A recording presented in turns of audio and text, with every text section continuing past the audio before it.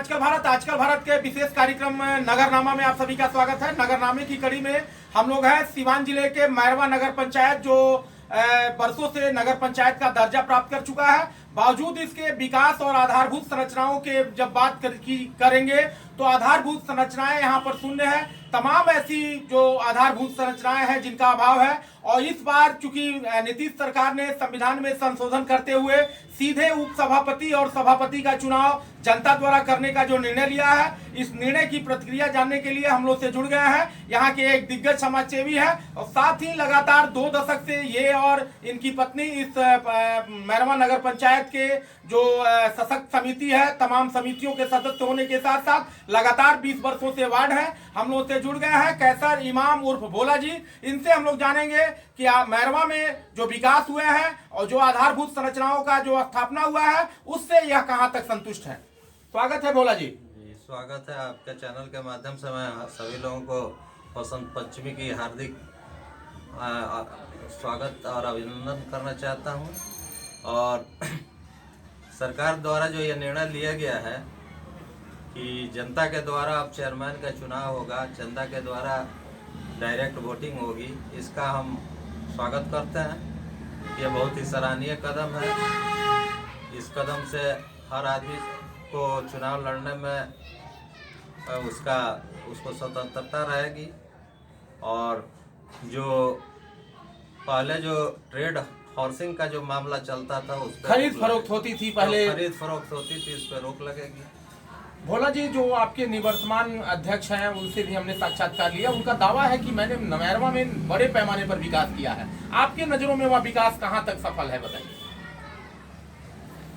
देखिए, मैरवा नगर पंचायत विगत हम 20 सालों से इस नगर पंचायत में पार्षद के रूप में हैं, और लगातार हम 4 टर्म जीतते आए हैं चुनाव। 3 बार लगातार हम पार्षद रहे हैं और चौथी बार हमारी पत्नी पार्षद हैं।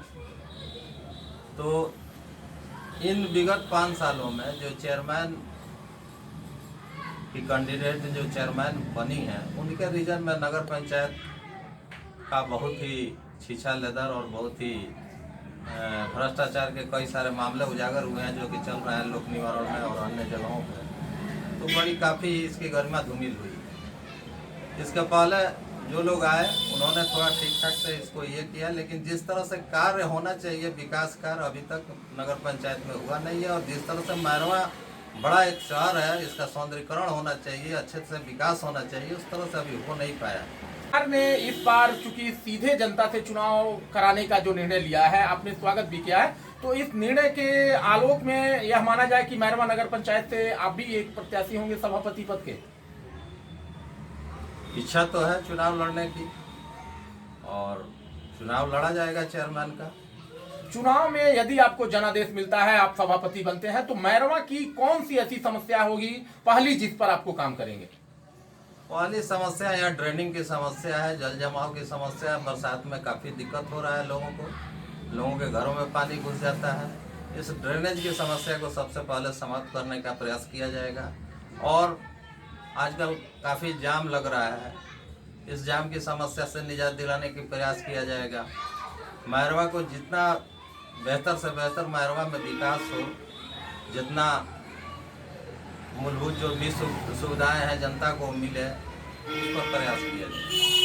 नगर पंचायत में बड़े पैमाने पर कमीशन खोर, दलाल, मध्यस्थों की, बिचौलियों की जो भूमिका है बड़े पैमाने पर है, और भ्रष्टाचार भी एक बहुत बड़ा मुद्दा है नगर पंचायत का। इस पर अंकुश लगाने के लिए क्या कार्य योजना होगी आपकी? भ्रष्टाचार, देखिए, भ्रष्टाचार जो पद पे आसीन लोग होते हैं वही करते हैं। पूर्व में जो भी चेयरमैन रहे हैं जिनका नाम आ रहा है, हालांकि होता ये है कि करते वो हैं, पैसा वो खाते हैं, फंसता ऑफिस स्टाफ है। तो ये सब चीज़, इस पर अंकुश लगाना बहुत ज़रूरी है। मैरवा नगर पंचायत की गरिमा बनी रहे और विकास कार्य तेज़ी से हो, इसके लिए जो व्यवस्था है सरकार की, उसी व्यवस्था पर कार्य किया जाएगा। भोला जी, अंतिम सवाल, आप चुनाव में प्रत्याशी होंगे और अमूमन अपने सीवान में देखा जाता है कि जब चुनाव की होती है तो बात नेताओं द्वारा विकास की जाती है, लेकिन जब चुनाव नजदीक आता है तो मतदाताओं को रिझाने के लिए कुछ विशेष दलों के द्वारा, कुछ विशेष प्रत्याशियों द्वारा चुनाव में मुर्गा, शराब, पैसा, जाति, धर्म का वास्ता दिया जाता है। ऐसे लोगों से सचेत रहने के लिए मतदाताओं से क्या अपील करेंगे आप? मतदाताओं से यही कहेंगे कि जात के नाम पर और पैसे के लोभ में मतदान न करें। बहुत जगह ऐसा देखने में मिला भी है कि मतदाताओं ने ऐसे लोगों को नकारा है। आजकल लोग पैसा लेके भी वोट नहीं देते हैं। पैसे के बल पे बहुत लोग जीतने के लिए चुनाव मैदान में पूर्व में भी उतर चुके हैं, लेकिन उनको परास्त होना पड़ा है। तो अपना व्यक्तित्व और अपना छवि और समाज के प्रति आपका जो रुझान और सेवा रहेगा तो निश्चित रूप से आपको विजय मिलेगी। हम लोग भी चूँकि अल्पसंख्यक समुदाय से हैं, लोग जात पात करते हैं, लेकिन उसके बावजूद भी हम लोग की छवि आज भी पूरे नगर पंचायत में अच्छी है।